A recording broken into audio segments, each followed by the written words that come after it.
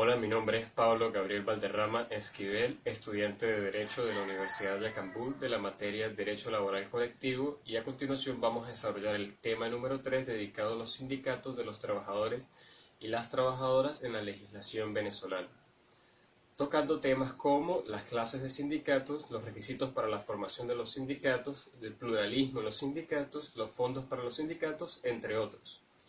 Cuando nosotros hablamos de las clases de los sindicatos, de los trabajadores y las trabajadoras, tenemos que hacer alusión al artículo 371 de la Ley Orgánica del Trabajo de los Trabajadores y las Trabajadoras, la cual sostiene que existen 4 clases de sindicatos, que son, en primer lugar, el sindicato de entidades laborales o de empresa, que está constituido por todos aquellos trabajadores y trabajadoras que, a pesar de ejercer distintas profesiones u oficios, tienen en común que trabajan en la misma entidad laboral. Esto incluye aquellas sucursales de esta entidad en otras partes u otros estados del país.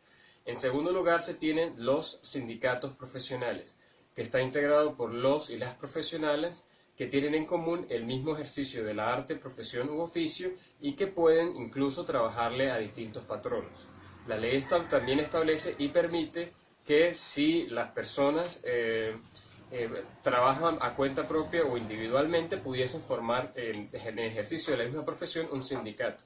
El tercer tipo de sindicato es el sindicato de industria, que básicamente está constituido por los trabajadores y las trabajadoras que, a pesar de trabajar a distintos patrones o patronas, tienen en común que coinciden en la misma línea industrial.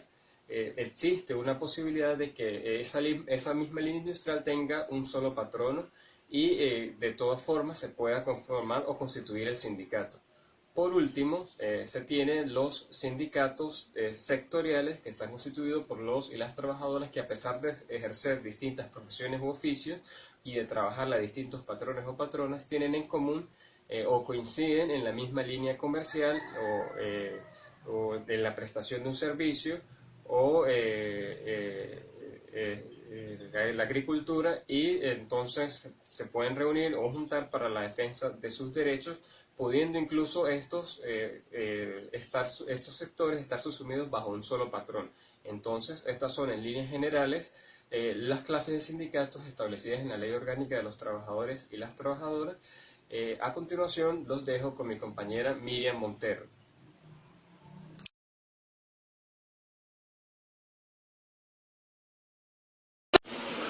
Gracias a mi compañero Pablo Valderrama por darme el pase. Mi nombre es Miriam Montero, estudiante de la carrera de Derecho de la Universidad Yacambú, y siguiendo con esta exposición del tema número 3, que se trata de los sindicatos, les voy a hablar lo que es necesario para la constitución de los mismos.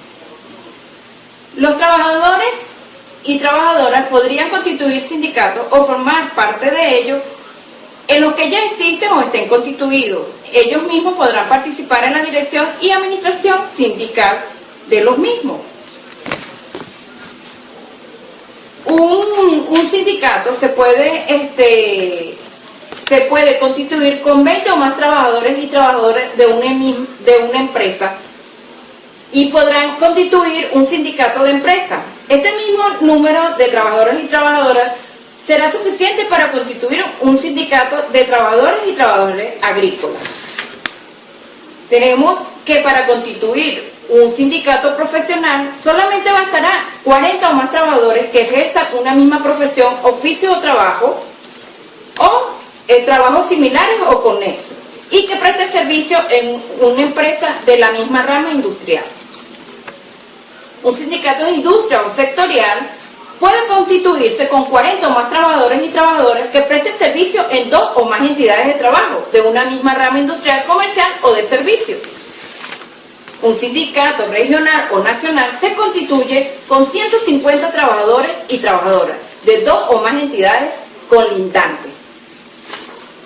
Una organización de patronos y patronas se puede constituir con 10 o más patrones y patronas que ejerzan una misma industria o actividad similar. Una federación y una central se puede constituir con 5 o más sindicatos, y estos a su vez hacen una federación. Y una confederación se puede constituir con 3 federaciones y con un sindicato nacional. Para constituir los sindicatos es necesario una serie de documentos, de los cuales se hace la solicitud en el registro en la cual debe de llevar una copia de acta constitutiva, un ejemplar de los estatutos y la nómina de los integrantes promotores y promotores. Es necesario señalar que para la formación del sindicato existen ciertos trámites previos que están formados por un periodo más o menos intenso de trámite y consultas preliminares anteriores a la formación del sindicato. En esta etapa actúan los llamados promotores, que son las personas que motivan a los trabajadores, recogen las acciones, preparan los estatutos y todo lo referente de su vida, llevando a cabo la iniciativa de constituir al sindicato. Y los fundadores, que son las personas que como miembros originarios de la entidad participan en la fundación de este. Muchísimas gracias, esta es toda mi exposición. Le doy el pase a mi compañera María Nieves Hernández. Muchísimas gracias. Cordial saludo. Gracias a mi compañera Miriam Montero por el pase.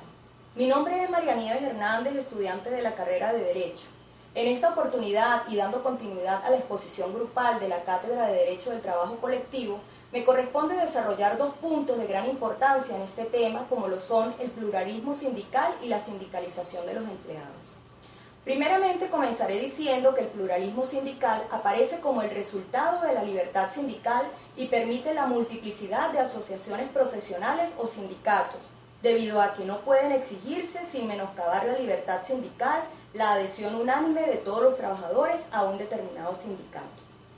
Aquí se respeta el derecho de asociación, reconoce al trabajador como todo ser humano el derecho de formar parte de cualquier sindicato, siempre y cuando no contravenga el bien común. Cuando se habla de pluralismo sindical, es conveniente referirnos a la existencia de dos corrientes contrapuestas que aparecen en la doctrina y en la legislación, y que también tienen que ver con la libertad de sindicalización como principio jurídico y social reconocido por todas las legislaciones, aún de aquellas que a fuerza de limitaciones lo han restringido considerablemente. Me refiero al sistema de sindicalización única y al sistema de sindicalización pluralista. Un sistema se caracteriza por admitir la completa libertad para la constitución de asociaciones de trabajadores, llámense estos sindicatos. Por este sistema se admite el pluralismo sindical y la ley reconoce la igualdad de todos los sindicatos, otorgándole los mismos derechos y obligaciones mediante el cumplimiento de ciertos requisitos que la ley prevé, como la inscripción en el registro correspondiente. El sistema pluralista admite la existencia de varios sindicatos en cada región, industria o empresa, pues la constitución de ellos debe surgir de la voluntad de los miembros de cada grupo profesional, poniendo así en función el principio de la libertad sindical en toda su extensión. Mediante el trabajador o el empleador pueden pertenecer a la asociación de su elección. Se critica un poco al sistema pluralista, indicándose que resulta difícil la defensa de los intereses profesionales cuando existen sindicatos varios, puesto que la acción de estos se divide y se encara a veces con diferente criterio. Pero esta es una cuestión de conveniencia y ajena al principio de libertad de negociación. No es el Estado al que le corresponde dirigir el movimiento sindical, sino a los propios interesados, quienes deben decidir la unidad por decisión propia.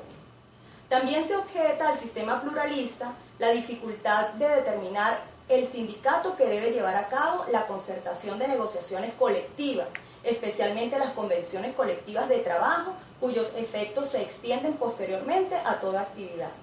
Este inconveniente suele ser salvado, sin embargo, mediante la creación de organismos en que los distintos sindicatos tienen representación, o bien reconociendo al Estado la facultad de valorar la mayor representación que inviste a uno de ellos, otorgando algunos cargos a las minorías. Es importante notar que, en principio, el pluralismo sindical es una buena cosa. Ofrece la posibilidad de elecciones, de un diálogo abierto, de competición, entre otros. Pero solo cuando se ha usado para la buena causa de algo, y no cuando se ha usado como una manera para bloquear a otros.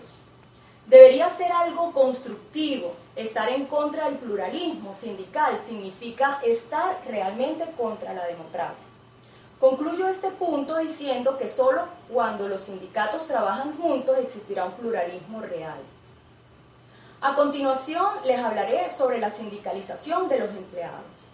La Ley Orgánica del Trabajo, los trabajadores y las trabajadoras, en su artículo 353, establece que los trabajadores y trabajadoras, sin distinción alguna y sin necesidad de autorización previa, tienen el derecho a constituir libremente las organizaciones sindicales que estimen convenientes, con la finalidad de mejorar la defensa de los derechos e intereses, como afiliarse o no a ellas de conformidad con la ley.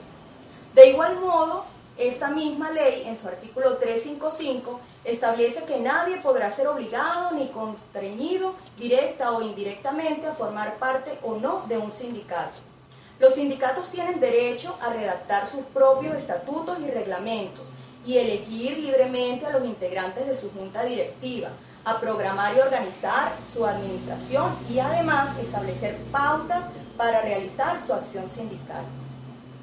En este mismo orden de ideas les hablaré sobre quiénes tienen derecho a sindicalización. En este sentido son titulares del derecho de sindicalización los trabajadores del sector privado y de las empresas del Estado, cualquiera sea su naturaleza jurídica, que cumplan con los requisitos que establece la ley y los respectivos estatutos de la organización de que se trata. Este derecho está garantizado en la Constitución y se puede ejercer en la forma y casos que señala la ley. Todos los trabajadores tienen derecho a sindicarse libremente para la promoción y defensa de sus intereses económicos y sociales. Quedan exceptuados del ejercicio de este derecho los miembros de las Fuerzas Armadas y de los institutos armados. Con respecto a jueces, magistrados y fiscales, no podrán pertenecer a sindicato alguno mientras se hallen activos. Por su parte, los trabajadores por cuenta propia que no tengan trabajadores a su servicio, los trabajadores en paro y los que hayan cesado su actividad laboral como consecuencia de su incapacidad o jubilación, podrán afiliarse a organizaciones sindicales ya constituidas, pero no fundar sindicatos que tengan como finalidad la defensa de sus intereses singulares. Existen características especiales que debe tener un trabajador para afiliarse a una organización sindical. Estos son: es única en función de un mismo empleo, es personal y por lo tanto no pueden transferirse ni delegarse, es voluntario, nadie puede ser obligado a afiliarse a una organización sindical para desempeñar un empleo o desarrollar una actividad, tampoco podrá impedirse su desafiliación. Ningún trabajador puede pertenecer simultáneamente a más de un sindicato.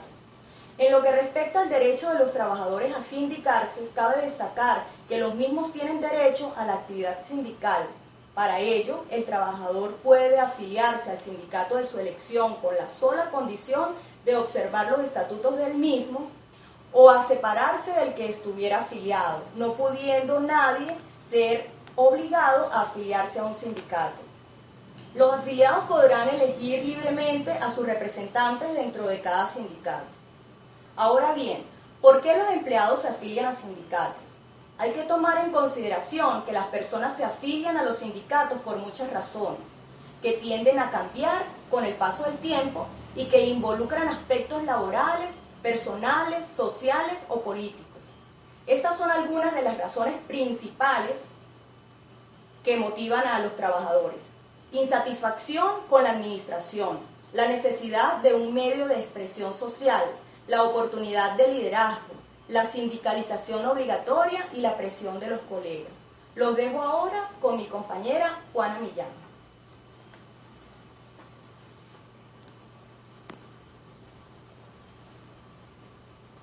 Buenas, continuando con las exposiciones, mi nombre es Juana Millán.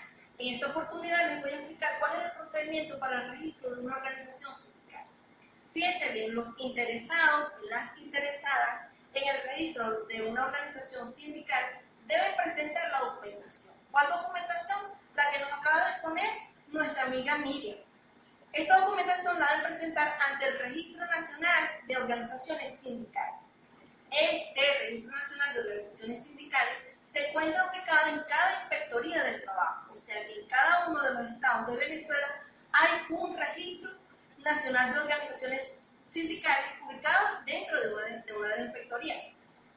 Una vez que el funcionario del Registro Nacional de Organizaciones Sindicales revisa la documentación, la revisa y comprueba si tiene deficiencias u omisiones. Si esta documentación tiene deficiencias u omisiones, les da 30 días para que los interesados subsanen estas deficiencias u omisiones. Una vez subsanadas las deficiencias u omisiones, se procede al registro de organización sindical, otorgándole 30 días siguientes para la entrega de la boleta donde consta el registro. Ahora les voy a hablar sobre el funcionamiento de la organización sindical. Entre las obligaciones tenemos que la organización sindical debe comunicar al Registro Nacional de Organizaciones Sindicales dentro de los 30 días siguientes las modificaciones hechas a los estatutos. Otra de las obligaciones es remitir dentro de los 3 primeros meses de cada año un informe detallado de su administración, de acuerdo a lo establecido en la ley. Deben también remitir en los primeros 3 meses de cada año la nómina completa de sus afiliados y las afiliadas. Deben comunicar también al Registro Nacional de Organizaciones Sindicales la decisión de disolver y liquidar la organización sindical. También deben suministrar toda la información solicitada por los funcionarios competentes del Registro Nacional de Organizaciones Sindicales. Ahora bien, para que la asamblea sea legal, la asamblea general de la organización sindical debe ser convocado de forma y anticipada previstas en los estatutos. Para esta asamblea se deben presentar la mitad más uno de los miembros o los que integran la organización sindical y debe estar aprobada la mitad, por lo menos la mitad de los presentes en la asamblea. Y también se debe levantar un acta de sesión. Ahora bien, todas las decisiones que toma la organización sindical deben estar dentro del marco legal vigente, sobre todo dentro de lo que estipula o lo que establece la Constitución de la República Bolivariana de Venezuela. Fíjense, la información sindical. Dentro de la información sindical se le podrá dar, ¿verdad?, a todos los miembros en el lugar donde trabajan, dentro de la hora o dentro del horario laboral. Esto es siempre y cuando no se perturbe la actividad normal laboral del trabajo. Para que los directivos de la organización sindical ingresen al lugar de trabajo, deben estar previamente autorizados por el patrono o la patrona, y siempre y cuando esto no perturbe el buen funcionamiento o las actividades normales laborales dentro de la organización. Eso es todo, ahora lo dejo con mi compañera.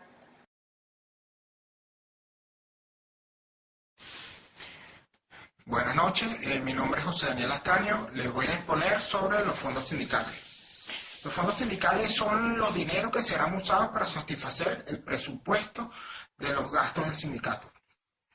Las organizaciones sindicales tienen el derecho para organizar su gestión administrativa de sus fondos y la independencia financiera de los mismos. Los afiliados y las afiliadas tienen el derecho a la rendición de cuentas sobre la administración de los fondos sindicales. Las cuotas sindicales,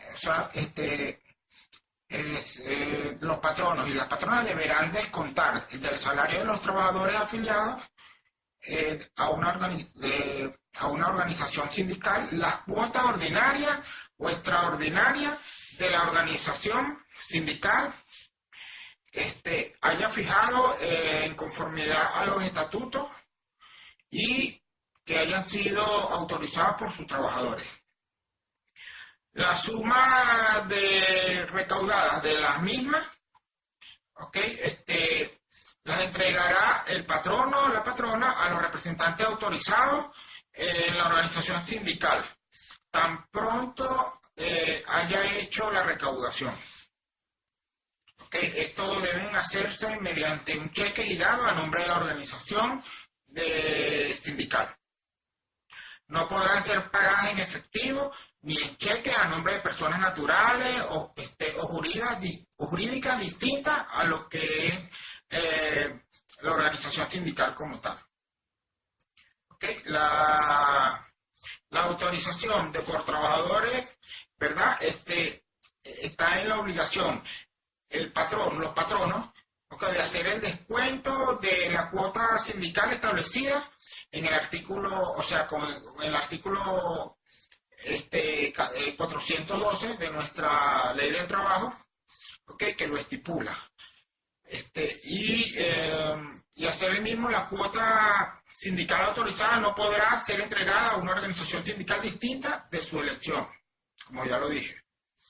La movilización de los fondos de todo ese dinero, los fondos sindicales deberán depositarse en una institución bancaria a nombre del sindicato, de la organización sindical. Todo ese dinero recaudado de cuotas sindicales ordinarias y extraordinarias deberán depositarse directamente a la cuenta a nombre, como ya lo dije, de la organización sindical. La rendición de cuenta de dichos fondos, ¿verdad? La junta directiva está obligada cada año a rendir cuenta de la administración. Y esa rendición de cuenta debe hacerse 15 días, por lo menos 15 días antes de celebrarse el año de la misma. Todo esto también está regida por una revisión por la Contraloría General de la República, que nos lo dice en el artículo 416 de nuestra Ley de Trabajo, y todos los afiliados y las afiliadas podrán acudir ante la Contraloría General de la República a fin de solicitar que auditen las cuentas presentadas por la Junta Directiva respectiva ante la falta de rendición de cuentas en el periodo establecido. Espero que haya sido de su agrado. Eso es todo, profesor.